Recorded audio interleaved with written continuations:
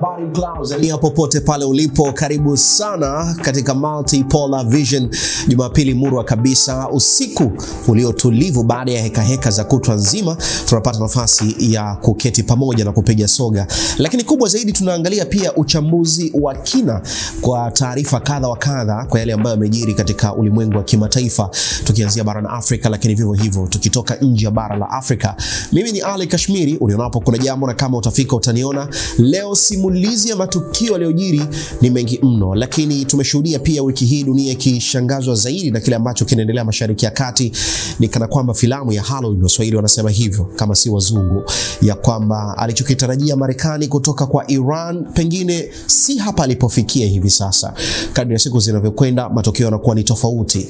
Maswali ya msingi ya kujiuliza, Iran ilijipanga katika wakati gani ambao pengine Marekani hakujua namna ambavyo Iran imejipanga kwa kiwango hiko, japokuwa sehemu ya kile ambacho kilikuwa kinatarajiwa ni vita hii kumalizika kwa wiki chache zaidi. Lakini vivyo hivyo kutoka Ulaya Mashariki, ambapo mgogoro wa Urusi pia na Ukraine unaanza kuonyesha dalili za mgawanyiko ndani ya mashirika ama washirika wale wa magharibi, hadi Asia ya Kati ambako pia mvutano kati ya Afghanistan na Pakistan umechukua sura ya vita ya wazi yenye athari kubwa za kibinadamu. Lakini vivyo hivyo barani Afrika nako hali si shwari sana, ambapo hapa tutaangalia katika taifa la Sudan, ambapo pia inaendelea kuzama katika mzozo unaoharibu si tu maisha ya watu bali mfumo muhimu wa kijamii. Unazungumzia masuala ya afya na usalama katika taifa hilo kwa sehemu ya mgogoro ambao unaendelea. Lakini wakati huo huo pia katika ukanda wa Caribbean,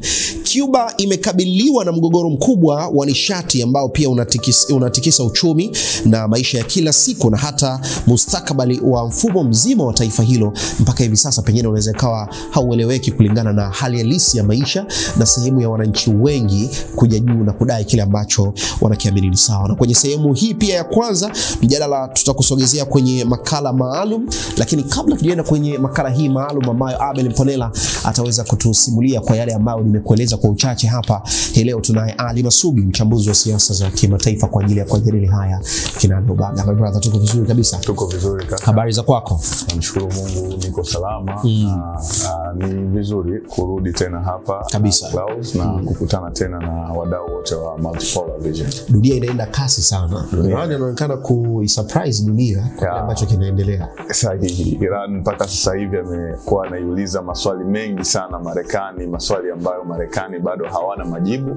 Na dunia nzima imebaki kwenye mishangao ikiangalia namna ambavyo kumekuwa kuna surprise nyingi sana ambazo zimetokea kadri vita ambavyo vimekuwa vinaendelea. Lakini pia na Iran wamezidi kusema kwamba bado wana surprise nyingi sana, na watu inabidi wafahamu tu kitu kimoja kwamba siku zote mafanikio ya vita ama ushindi wa vita upo kwenye dhihaka na surprises. Kama unaweza kumsurprise adui yako, kumshangaza, kama unaweza kumdhihaki, basi bila shaka yote utashinda, kwa sababu hawezi akategemea kile ambacho unakuja nacho, na unakuwa umekuja nacho akiwa hana namna yoyote ya kuweza kujikinga nacho. Alright, hayo ni machache tu kati ya yale ambayo tumekuandalia Jumapili ya leo kupitia Multipolar Vision, na hivi sasa tunapata nafasi pia kuungana na Abel Mponela kwenye simulizi ya matukio ulimwenguni kote kwa kile ambacho nimekupa kama sehemu ya kionjo kifupi tu cha matukio kadhaa yaliyotokea ulimwenguni.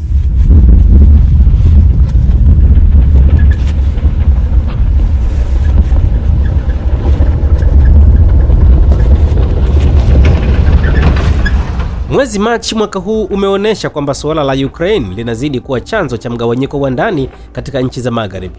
Kifurushi cha misaada cha euro bilioni 90 hivi cha Umoja wa Ulaya hakikupitishwa kabisa kwa utaratibu wa kawaida kutokana na kizuizi kikali kutoka Hungary. Mgogoro kuhusu kifurushi hicho uligeuka haraka kuwa vita ya kisiasa na kisaikolojia kati ya Kiev na Budapest.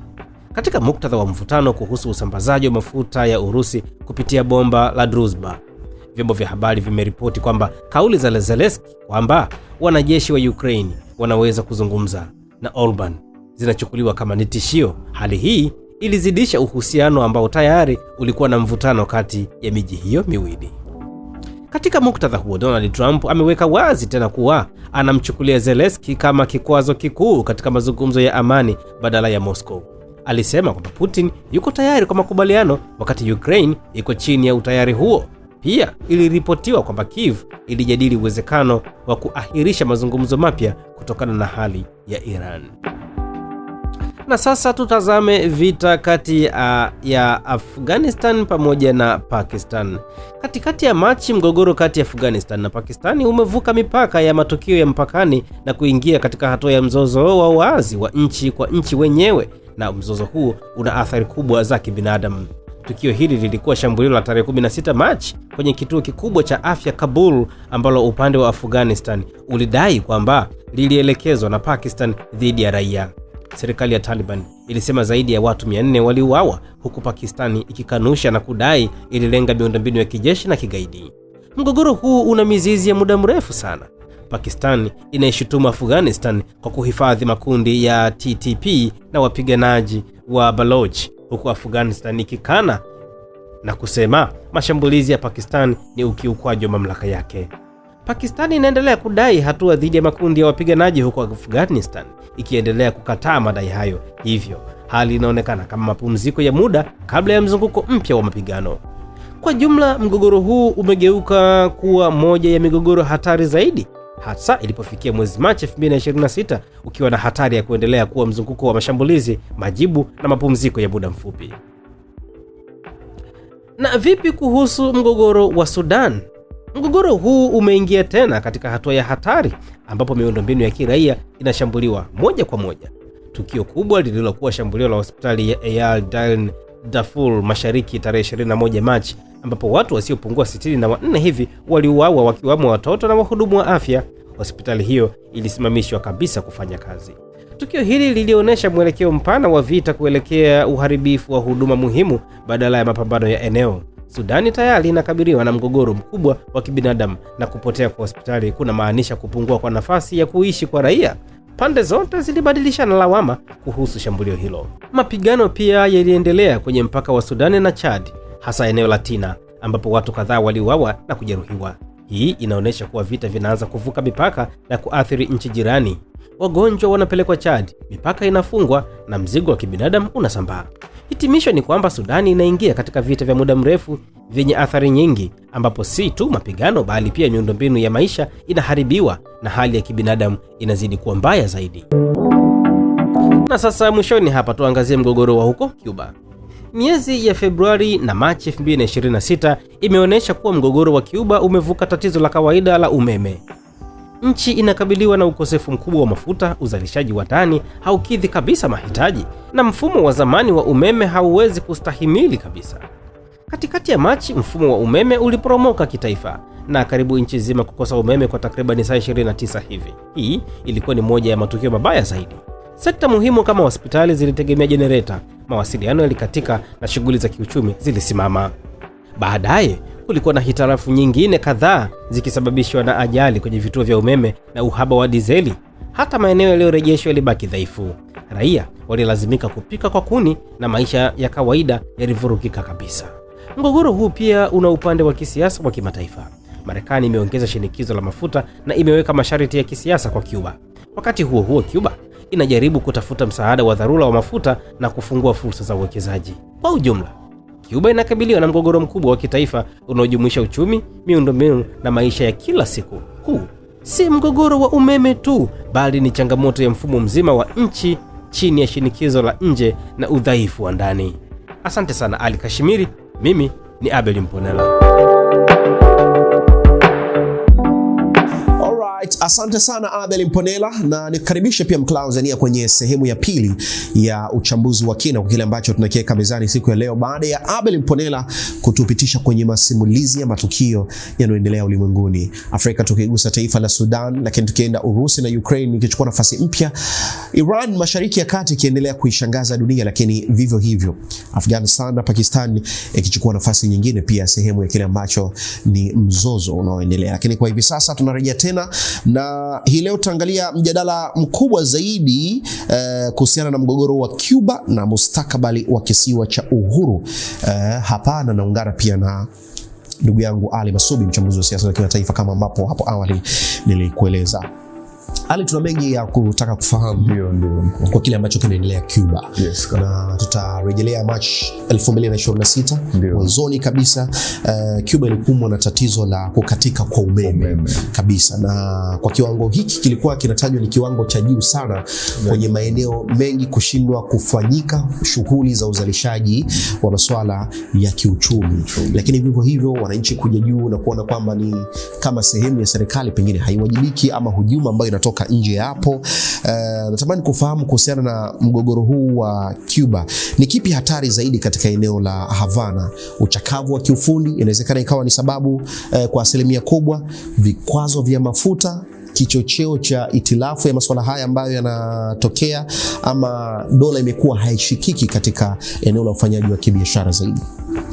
Kwanza kabisa kaka yangu Kashmir, na watu inabidi wafahamu kwamba kinachotokea Cuba katika vyote ulivyovisema ni sababu, lakini unaweza ukasema chumvi katika kidonda ambayo ndio imekuja kuchochea maumivu yote haya kwa wa raia wa Cuba na uchumi wa Cuba kiujumla ni tangu rais wa Marekani Donald Trump alivyoingia, lakini na ile hatua ya kwanza kuichukua Venezuela, lakini baada ya hapo tunasema akawa ameweka katazo, ama kwa Kiswahili fasaha unaweza ukasema ni kama zuio la mataifa mengine yasiweze kuisaidia nchi ya Cuba, hasa kwenye kuiuzia nishati, yani ile embargo, economic embargo. Na unafahamu kwamba pale tayari alikopo pia Marekani kaenda mbali mpaka ameweka majeshi yake pale kuizunguka lile eneo ule ukanda na nchi ya Venezuela. Kwa hiyo visiwa hivi vya Cuba ukikaa ukaangalia changamoto imekupo, vinapitia miaka mingi ya vikwazo. Ndio maana nikasema sababu zote ulizosema ziko zinaingia hapo, kwa sababu ukishakuwa una vikwazo vya kiuchumi, mwisho wa siku uwezo wa taifa kama taifa kuweza kutengeneza pesa, kutengeneza utajiri unakuwa ni mdogo. Kwa hiyo unakuta taifa linaweza likafanya miradi mipya, likafanya uwekezaji kwenye miundombinu. Yote hiyo inategemea uwezo wa taifa kuweza kutengeneza pesa na kuwa na uchumi imara. Sasa hayo yote Cuba ilikuwa inayakosa kutokana na miaka mingi ya vikwazo, tangu enzi za kina Fidel Castro mpaka anakuja Fidel Castro, miaka mingi ya utawala wake, mpaka wanakuja kina anakuja Raul Castro, na mpaka utawala wa sasa hivi. Miaka yote hii Cuba imekuwa inakumbana na changamoto ya vikwazo vikali ambavyo vimeidhoofisha, lakini kilichokuja kuamaliza kabisa, ambacho mimi huwa nimekuwa najiongelea hata hapa kwetu na Afrika nzima, na hata wewe pia huwa unakifanya sana, ni food security na energy security. Lakini Cuba sasa wamekutwa na hii food security. Mimi huwa nasema food security, energy security, ama uhakika wa taifa kujitegemea katika nishati. It is a matter of national security, ni swala la usalama wa taifa. Kwa hiyo Cuba imekosa hiyo, ndio maana kutegemea zaidi Venezuela ilivyokuja kudondoka, wote tunaona nini kimekuja kutokea Venezuela, yale mafuta gesi ambayo ilitegemea itokee Venezuela vikawa vinakosekana. Kwa hiyo sasa kukosekana kwa mafuta ndio kumepelekea umeme kuwa wa shida hapo nchini Cuba, kwa sababu grid yao inategemea kwa asilimia kubwa sana kupatikana kwa haya mafuta. Kwa hiyo licha ya mafuta kukosekana na kuathiri shughuli nyingine nyingi zote, na tunafahamu uchumi wa sasa hivi kwa asilimia kubwa wa dunia zetu, yani wa dunia na nchi nyingi duniani karibu zote unategemea nishati ya mafuta. Nishati ya mafuta inapokosekana, pasina shaka yoyote uchumi utadhoofika, kwa sababu kuna shughuli nyingi ambazo zinategemea moja kwa moja nishati hii ya mafuta ili kuendelea shughuli za kiuchumi, ama zinategemea mafuta isivyo moja kwa moja katika kuendelea. Katika mazingira ambayo kukatika kwa umeme, changamoto ya usafiri, Donald Trump anaibuka na kusema pengine anao nafasi ama uwezo wa kuchukua nafasi ya kukichukua kisio hiki moja kwa moja. Kauli hizi zinaweza zikachukuliwa kwa namna gani na ulimwengu katika kipindi ambacho tumeshuhudia mwanzoni kabisa wa mwezi wa kwanza akitoa kauli hizo na akifanya kwa vitendo kwa Venezuela, lakini vivyo hivyo kwa Iran, japo haijawezekana kwa asilimia kubwa? Mimi naweza nikasema Donald Trump na Marco Rubio, kama ambavyo kwa miaka mingi nchini Marekani kulikuwa kuna pair pia ambayo iliweza kufinyanga sera za Marekani kwa miaka mingi mpaka hivi hapa tulipofikia. Rais kama vile Nixon alivyokutana na Henry Kissinger ambaye alikuwa na nguvu kipindi hicho ya kimamlaka pengine kuliko hata rais mwenyewe, na hata Nixon alivyoondoka alimwacha Kissinger. Lakini at the same time ukikaa ukaangalia sasa hivi mtu yupo mwenye nguvu kama hiyo pale Marekani, ambapo tunasema ni Marco Rubio. Ana vyeo viwili, kumbuka, kama waziri wa mambo ya nje, na unaweza kusema kama ambayo ni Secretary of State, waziri wa mambo ya nje, lakini pia kama ile mshauri National Security Advisor kama sijakosea, lakini hivyo vinampa mamlaka ambayo ni makubwa sana kama ambavyo ilikuwa kwa Kissinger. Sasa Donald Trump so far tulimuona anakuja katika mfumo wa kama wanataka wafinyange upya sera za kiuchumi za Marekani, kama kina Kissinger waliweza kufinyanga sera kipindi kile ambazo zimedumu mpaka leo hii kwa miaka zaidi ya 30, miaka 70 mpaka sasa hivi tunaongea miaka zaidi 40 tuseme, zimeweza kudumu sera hizo. Lakini dunia sasa tunaona imebadilika. Marekani sio kipindi kile cha ujamaa. Wale walipambana kutoa ujamaa, lakini sasa hivi tunakuja katika kipindi uchumi wa kisasa, zama za multipolar world. Dunia nzima inahitaji mfumo mpya wa kiuchumi. Ule wa zamani ni kama una collapse. Tunaona Donald Trump anakuja, anataka sasa yeye ajaribu kubadilisha the rules of the game, sheria zile za mchezo zilizokuwa zinachezwa ziendane na hali ya sasa. Lakini so far mimi niliona anaenda vizuri sana alipoanza kwenye tariffs, umeona. Nikasema wengi wanaweza kaona kama anakosea ama anafanya, lakini inatakiwa iwe hivyo. Kwa Marekani ule structure uchumi wake inatakiwa ibadilike, ifaidike zaidi, kwa sababu imefikia point ambayo kwa sasa hivi Marekani yenyewe ndio inaingiza zaidi kuliko inavyofanyaje, inavyotoa. Maana yake ni kwamba wanaofaidika zaidi ni watu wa nje kuliko Marekani inafaidika. Nilimuona pale, nimuelewa. Lakini sasa likaja hili tunasema la kuifufua Monroe Doctrine. Kipindi kile Monroe Doctrine tunajua ilitumika, ambayo ilikuwa ilianza tangu enzi za Monroe huko, James Monroe, karne ya 19, lakini imekuwa inatumika sofa na marais mbalimbali.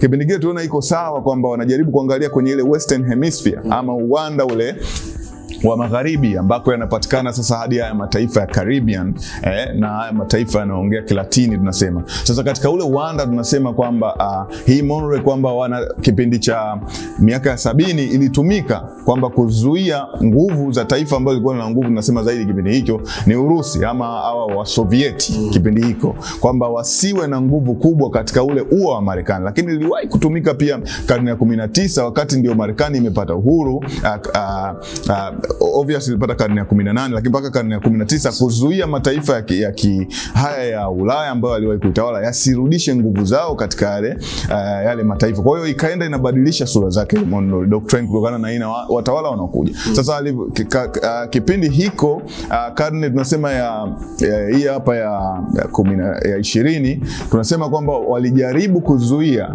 hawa mataifa yasiweze haya mataifa ya Kisovieti yasiweze kuwa na nguvu pale. Cuba, Venezuela, mataifa yote ya Kilatini yanaongea lugha ya jamii ya Kilatini.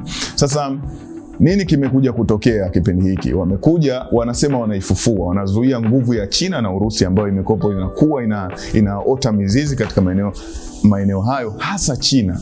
Unaweza ukaona ule uwanda wote kuanzia Panama. Yani kile kinachotokea sio bahati mbaya, ni sera ambayo wanataka waianzishe, wakijaribu kuangalia wanaendana vipi na hali ya sasa, na hasa China ndio imekuwa tishio zaidi. Nguvu za Urusi imebakia tunasema ni ile symbolic kwamba huyu alikopo ni mshirika wetu, hasa ile miaka ya zamani wakati wa Kisovieti, lakini mwenye nguvu kubwa. Unaangalia China anaandika sheria mpya za kiuchumi, na mataifa ya Latin yamekopo ama mataifa yanayopatikana ule uwanda yote ile Amerika Kusini yote yamekopo, ni mataifa ambayo China kawekeza sana. Kashmir, China ni soko kubwa la China, kwamba hata kama ananyimwa Marekani sasa hivi, moja ya sehemu ambayo alikopo wanatafuta kujipambanua kiuchumi na kutafuta kama tunasema alternative ni mataifa hayo. Unaangalia China mzalishaji mkubwa wa magari duniani, soko kubwa wapi? Brazil, mataifa yale unaona Argentina na mataifa yale yote ndio alikopo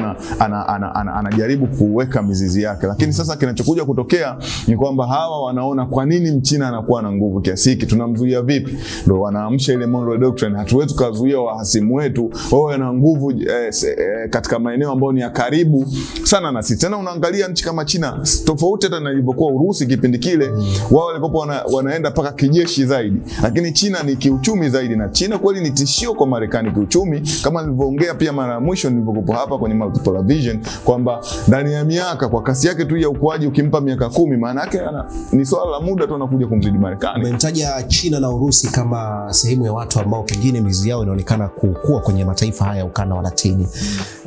Kwa hivi sasa pengine Urusi anatajwa ni nchi pekee ambalo anaweza kutoa msaada moja kwa moja kwa Cuba, hususan wa mafuta. Unafikiri hili linawezekana, na kama linawezekana linaweza likawezekana kwa namna gani?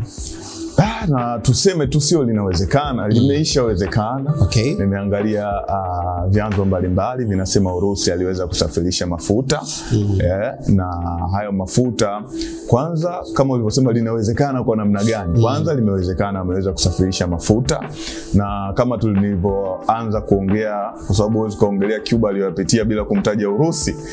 Wengi wanakumbuka the Cuban Missile Crisis, yes, sure, miaka ya 70. Kwa hiyo unaweza ukaona kama yani ule ushirikiano wa Cuba na Umoja wa Kisovieti kipindi hicho ambacho sasa hivi unashikiliwa na nchi ya Urusi, ndio imekopo inasimama hapo baada ya kuwa umebomoka, mpaka iliweza kufikia vile dunia imetaka kuingia kwenye mgogoro wa nyuklia kwa mara ya kwanza. Inaonyesha haya ni mataifa yaliyokuwa yana urafiki ule ama ukaribu wa kindakindaki. Sasa Urusi kuitelekeza Cuba lingekuwa ni swala ambalo lingetuonesha kwamba sasa mambo yanabadilika. Umeona, kwa licha hii embargo ambayo imewekwa kwamba yoyote asifanye biashara, yani asiipe nchi ya Cuba mafuta. Unaweza ukaona Cuba ilitegemea zaidi Venezuela, ilitegemea zaidi Mexico kupata nishati yake, sio? Lakini kilichokuja kutokea, Mexico mwenyewe Rais Claudio Sheinbaum alirudi nyuma kabisa. Venezuela utawala mpya ndo kabisa kama umefuata kile ambacho kilikuwa kinataka na ama wameambiwa wafanye na hawajafanya hivyo. Lakini Urusi anakuja kuivunja hiyo embargo licha ya kuongea ya kupondwa sana, licha ya vikwazo sana. Tunaambiwa kuna meli ambayo inapeleka mafuta kwa ajili wakiwa wamelenga zaidi hii grid, kuiokoa hii grid iweze kuzalisha umeme ili umeme upatikane, kwa sababu hicho ndio kitu cha muhimu kuliko vyote pia, kwa sababu umeme pia una shughuli nyingi sana ambazo zinategemea pia umeme. Kwa hiyo ili kuweza kwenda kuiokoa hii grid, kuna hiyo meli inasema ina barrels ama ni meli yenye mapipa zaidi ya mapipa milioni mapipa kama zaidi ya mapipa 700 ambayo yanaenda ni sio mengi sana, hayafikii yale mahitaji ya ujumuishi, sababu mafuta yatumiki tu kuzalisha umeme. Kuna namna fulani imeleta msaada, kuna namna fulani imeleta msaada. Kwa hiyo ile itakuwa inaenda. Urusi hapo ameamua kwamba liwalo na liwe anaenda, na unajua kitu cha Urusi ni ngumu kwa Marekani kuweza kukishambulia, maana yake ni inamaanisha vita labda vya moja kwa moja. Kwa hiyo pia na yeye ameamua kufanya kwa mafuta tu. Sasa unaweza kuona ni hatua ambayo ni mtu yupo Urusi mbali sana, lakini mafuta yanatoka Urusi mpaka Cuba sio mchezo, lakini ni kujaribu kuokoa hali, kwa sababu huyu ni mtu ambaye alikuwa na uwezo wa kupata Mexico, mafuta alikuwa na uwezo wa kupata, lakini paka yatoke Urusi kweli. Kwa hiyo unaweza kuona, lakini yote kwa yote ni Urusi katika kuangalia anamsaidia vipi huyu mshirika wake ambaye wanasema ni mshirika wa kimkakati sana kwa miaka mingi sana. Sasa atamwacha kipindi hiki kweli adondoke? Kwa unaona, umesikia hivyo, na nadhani watu wengi wadau wa siasa za kimataifa wameipongeza hatua hiyo, maana mataifa mengi sana yalionyesha kuiogopa Marekani. Kama wanavyosema Donald Trump juzi hivi alivyoulizwa tena akashtua watu kuambia kwamba anataka apeleke na majeshi tena hata kuchukua kabisa. Wakati unalizungumzia swala hilo kwa msaada ambao umetoka Urusi kuja Cuba, kwa uongozi uliopo hivi sasa Havana wenyewe, ule uongozi uliopo hivi sasa unaweza ukaleta mabadiliko na wananchi wakaridhia moja kwa moja, kwa sababu pia wananchi wanaweza kaona kana kwamba ni sehemu ya uongozi uliokuwepo haufanyi kile ambacho unatakikana kwenye kuwaletea mabadiliko wao. Uko sahihi. Kwanza kwa kusema uongozi uliopo, kwanza nitaanzia pale kwenye msimamo wao. Unajua changamoto ya uongozi, moja ya vitu vinavyokuwa vimelengwa ama ndo inakuwa nia, wanasema dhamiri ile ya kuweka vikwazo ni kufanya ule uongozi uliopo uonekane haufai. Lengo la vikwazo vya Marekani ni kufanya nchi idondoke, iporomoke. Ndivyo sioni kwamba kuna tija ya hawa watu. Yes, yani wanakuwa wamelenga state collapse, wananchi waichukie serikali yao, na mwisho wa siku wananchi wainuke waseme hatuitaki hii serikali. Wanaposema hatuitaki hii serikali, ndio pale sasa wao watakapokuja na kuweka yule mtu wao ama kibaraka wao ambaye atafanya yale mambo ambayo wao wanayataka. Ndivyo imekuwa hivyo. Lawama kubwa ambayo imekuwa vikwazo vya Marekani vinalaumiwa ni kubomoa uchumi wa mataifa kama hayo, Cuba, lakini pia Zimbabwe, japokuwa vikwazo vyao ni vya Umoja wa Mataifa, lakini ndio lengo tunaongelea hivi vikwazo ambavyo vimekuwa vinajengwa ili kuweza kuwaumiza wananchi. Na kweli chumi nyingi zimekuwa zinadondoka. Ndio maana vikwazo pia ni sehemu ya tools, ama unaweza kusema zana za kubadilisha utawala. Yani moja ya zana hizo ni vikwazo. Kwa hiyo wananchi wa Cuba nadhani pia wana ile sense ya ujamaa ambayo ilikuwa ni sense kali ya kulipenda taifa lao, na wanajua kwamba sisi matatizo yetu hapa, unajua swala sio kuwa na vikwazo, swala ni nyinyi kujua kwamba au kuwa na maisha magumu. Swala ni kujua haya maisha magumu yanasababishwa na nani, kitu gani. Kwa hiyo naamini wengi wa wananchi wa Cuba wanaelewa ile historia uhasama ambayo imekuwepo baina ya Cuba pamoja na Marekani na vikwazo ambavyo wamekuwa wanakabiliana nao. Mabadiliko ya kisiasa yanaweza, uongozi huu unaweza ukafanikiwa kupita kwenye janga hili ambalo lipo bila mabadiliko yoyote ya kisiasa, kulingana na kile ambacho unakiona kwa mtazamo wako. Ukiniambia kwenye utabiri geopolitics bana, nilichojifunza kwamba lolote linawezekana. Kama ambavyo tumeona Venezuela, hamna mtu aliyetegemea kwamba ndege zingekuja kuingia ghafla vile na rais akawa ameweza kuchukuliwa. Na sasa hivi tunaona Venezuela kwa namna fulani imebadilika, na wamekopo Venezuela wana kauli ambazo wanaonesha ni kama wanaweza wakafanya kile ambacho Marekani anakitaka. Kwa rais wa Cuba ama ule uongozi wa Cuba ambao umekuwa upo, bila shaka vipo vitu Marekani anavyovitaka.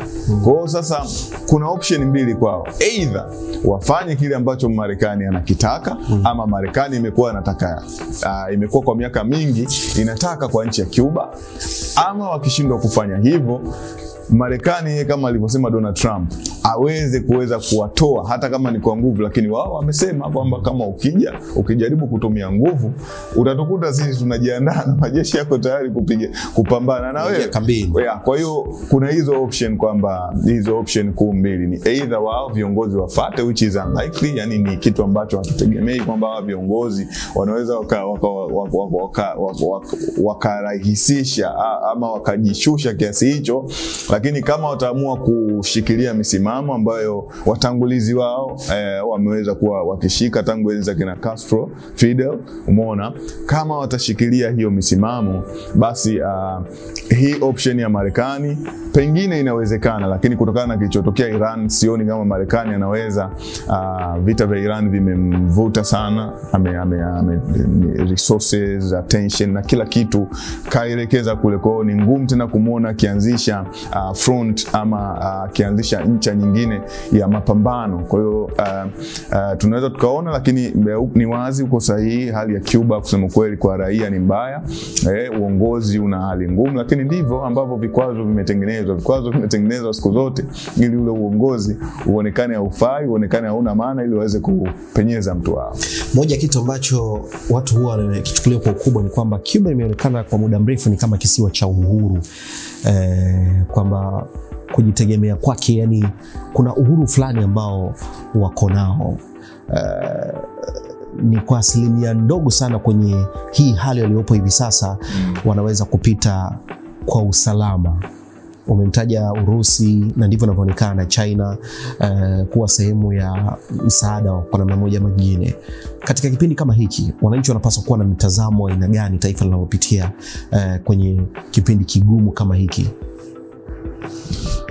Yes, jibu langu halitopishana sana na jibu la mwanzo kwamba wananchi wanapaswa wawe na mitazamo ya aina gani hasa taifa linapopitia katika kipindi kama hiki. Mimi na imani sote tunafahamu, dunia nzima inafahamu kwamba uchumi wa Cuba umeweza kupitia nyakati ngumu kwa miaka mingi sana. Unaweza ukasema kile kipindi cha Usovieti walikuwa wanategemea msaada mkubwa sana kutoka kwa Usovieti, lakini the moment the Soviet Union, yani ule muungano wa Kisovieti ulivyodondoka, pale mambo yalibadilika kwa kasi sana. Mataifa mengi ambayo yalikuwa yanamtegemea Msovieti yalibaki pale katikati, hayajui yamtegemee nani. Kwa hiyo kilichokuja kutokea pale, na Usovieti ulikuwa unasaidia mataifa mengi sana. Sisi wenyewe japokuwa tunasema sisi hatukuwa tunafungamana na either pande wote, uwe wa bepari uwe ni hawa jamaa, lakini sisi pia tuliwahi kufaidika sana na misaada ya Kisovieti, kupeleka wataalamu wetu wakasome. Baadhi ya vifaa vilikuwa vinakuja. Mimi katika shule nilizosomea advance, kuna vifaa paka unaona kabisa hivi vya Kisovieti, vitabu vile, ukienda maabara unaona. Kwa kuna namna ambapo mataifa mengi sana yalikuwa yanafaidika, lakini pale umoja wa Kisovieti ulipodondoka, moja ya mataifa yaliyoathirika sana, Cuba nayo ilikuwa ni mmoja wapo, na Cuba ilidhurika sana, na kwa miaka mingi Cuba, Marekani ni adui mkubwa kweli kweli. Uweze amini, rais kama Fidel Castro aliamua kuruhusu ile Cuba ndio itumike kama sehemu ya kupitisha madawa na mihadarati. Lengo tu kwamba hawa kama tumewashinda kuwapiga vitani, hatuna uwezo wa basi tuwaumize. Uweze kuamini kama Cuba walikubali mpaka kuweka zile silaha za mrusi ambazo zilikuwa zimeshaanza kufungwa kabisa, zile missile launchers, na wa Marekani kama wanakuja kugundua kama kwa bahati ile ndege yao inavyopita na kupiga picha zile silaha za nuclear, na hapo ndipo tunasema ikaanza ile the Cuban Missile Crisis, ama mgogoro mkubwa wa makombora ya nuclear wa Cuba kipindi hiko, ambako ulipitisha dunia kwenye kipindi tunasema dunia iliepuka vita vya nyuklia kwa ncha ndogo sana. Kwa hiyo unaangalia hawa Cuba, nature ya mahusiano yao walionayo na Marekani, na baada ya nature ya mahusiano yao na Marekani ambao ni hasi sana, na nature ya mahusiano yao na Usovieti ambao tunaona baada ya kuwa wamedondoka wamepitia maisha magumu sana toka kipindi hiko mpaka miaka hii, na kama nilivyosema ndivyo vikwazo vimetengenezwa kwa ajili hiyo. Sasa kama wameweza kusurvive hiko kipindi chote, na nadhani makovu bado yapo. Unaona kabisa yale makovu, zile chuki. Mtoto unazaliwa leo paka una miaka 10 kwa mfano, kwa hiyo hujamuona labda Fidel Castro, lakini unakutana na zile story baba zako wanakuhadithia, wajomba zako wanakuhadithia, unaona ule umaskini watu wanaopitia, unaenda hospitali, unaona umaskini unaonekana, lakini huu maskini ni kwa sababu ya nani? Ni kwa sababu ya Marekani. Au unasikia kaka yako yuko Marekani, ama unaambiwa bwana, mtoto kazaliwa anaambiwa bwana, mjomba wako aliendaka Marekani kutafuta maisha. Kwa sababu moja ya sababu kubwa, the fallout ya hivi vikwazo ni kwamba Marekani kuona kuna migrants wengi, wahamiaji wengi, ni sababu pia hivi vikwazo. Anavyosababisha hivi vikwazo, mataifa haya yanakuwa yanaishi kwenye maisha magumu. Marekani tunasema ndio sehemu kama ya opportunity, sehemu ambayo ina maisha mazuri sana. Mtu akienda tu hata akifanya kazi tu ya kawaida, hata ya usafi wa chooni, ana mshahara wake unakuwa ni mkubwa kweli kweli, ambapo tofauti na hali aliyoacha nyumbani. Kwa ile imekuwa inavutia watu watoke Cuba, watoke Colombia, watoke wapi, ndio wanaojazana nchini Marekani. Kwa hiyo sasa yale makovu mtoto anakuwa anayaona. Kwa hiyo na imani licha ya maumivu yote yanayowapitia wananchi wa Cuba, lakini wanaona na wanaijua sababu halisi. Ni wale tu labda Gen Z ndio kidogo wao wanaweza kaona wasielewe, ndio wakawa wana misimamo mikali, kama ambavyo Iran na yana changamoto pia hiyo. Wapo wao walikuwa wanasema hawamtaki Khamenei kwa sababu walikuwa hawaelewi kwa nini baba zao na wakubwa zao wanaichukia Marekani, lakini wao sasa hivi kinachoendelea na wao watapata sababu ya kuichukia Marekani kutokana na mauaji yanayotokea, kutokana na mashambulizi yanayofanyika kwao, watapoteza wanapenda wao, ile chuki na kwao itaingia. Kwa hiyo hata hawa raia wa Cuba nini wanachopaswa kufanya kutokana na kinachoendelea sasa na imani wataweza, japokuwa inaweza ikatokea ukashangaa serikali imedondoka, lolote linawezekana, lakini na imani wanajua nini kinachoendelea, na wanajua kwamba haya tunayoyapitia sio kwa sababu serikali yetu labda imefeli, ni kwa sababu imetengenezwa hivyo kwamba serikali yetu ifeli, imetengenezwa hivyo maisha yetu sisi yawe magumu, na ule uwezo wa serikali kututawala sisi uwe mgumu, na imani kwa wananchi wa Cuba ni hivyo. Na ni inabidi watu wafahamu kwamba security apparatus ya Cuba, hii ni kama nyongeza tunaiongeza hapa kama dondoo, security apparatus ya Cuba ni moja ya security apparatus bora sana duniani. Ndio maana pengine unaweza ukashangaa, nilikwambia moja ya nyenzo za kudondosha serikali, ya kwanza nilikwambia vikwazo ni moja hiyo nyenzo, lakini vikwazo huwa vinaweza visiende vyenyewe tu. Nyenzo nyingine ni kufanya covert operations, ama operations za siri, CIA wakitumika, unafahamu kama kwenye operation Ajax kuweza kumdondosha yule waziri mkuu Mossadegh wa Iran mwaka 1953, na sehemu nyingine vinaweza vikatumika vikafanya mambo mule, lakini vikadondosha nchi. Lakini kama nchi yenu ina security apparatus nzuri, vile vyombo vya ulinzi na usalama wa taifa, yani intelijensia ile, jeshi, kama vina mfumo mzuri, inakuwa ni ngumu sana serikali kudondoka. Kwa hiyo inabakia tu vile vikwazo. Na sasa Cuba ni moja ya nchi ambayo ina historia ya kuwa na security apparatus bora sana duniani. Ndio maana usishangae miaka ya zamani ulikuwa unasikia komando wa Cuba anasifika kweli, komando wa Cuba. Usishangae kuona Venezuela anatumia walinzi wa Cuba katika ile operation, unasikia wengi waliweza kuuawa. Kwa hiyo Cuba imekuwa inasifika hivyo, na hata mafunzo yao ya ukomando ilikuwa inasemwa ni moja ya mafunzo magumu duniani. Kwamba wanaweza wakaanza watumia alafu wakamaliza watu 10. Umeona? Kwa hiyo security apparatus yao hiyo ni dondoo, ni moja bora sana. Ndio maana unaona kwamba inakuwa ngumu kuwadondosha kwa hizi mbinu nyingine, labda kuingiza hivi, kuingiza mamluki, kufanya hivi. Inabakia ile mbinu moja tu ambayo ni ya kutegemea vikwazo peke yake, au mpaka kusikia Donald Trump anatishia kuingiza majeshi na kukichukua kisiwa kwa lazima. Alright, hayo tumeyatazama hii leo kwenye upande wa pili wa shilingi, kwa kile ambacho kinaendelea katika taifa la Cuba kwa namna moja ama nyingine. Ushiriki wa Marekani na mataifa mengineyo ikiwemo China, Urusi kwenye kuhakikisha kwamba ubora wa maisha ya Cuba unaendelea ama la. Na nilikuwa hapa na Ali Masubi, mchambuzi wa siasa za kimataifa. Muda wetu sio rafiki, tuweke nukta hapa. Weekend ijayo, kwa maana Jumapili, tutapata nafasi ya kujadili mengi, pengine inawezekana ni muendelezo wa mjadala huu ama mengineyo kulingana na kile ambacho kinaendelea ulimwenguni. Kwa niaba ya timu nzima, mimi ni Ali Kashmiri. Ulionapo kuna jambo endelea kusalia na Clouds TV, na hii ni Multipolar Vision.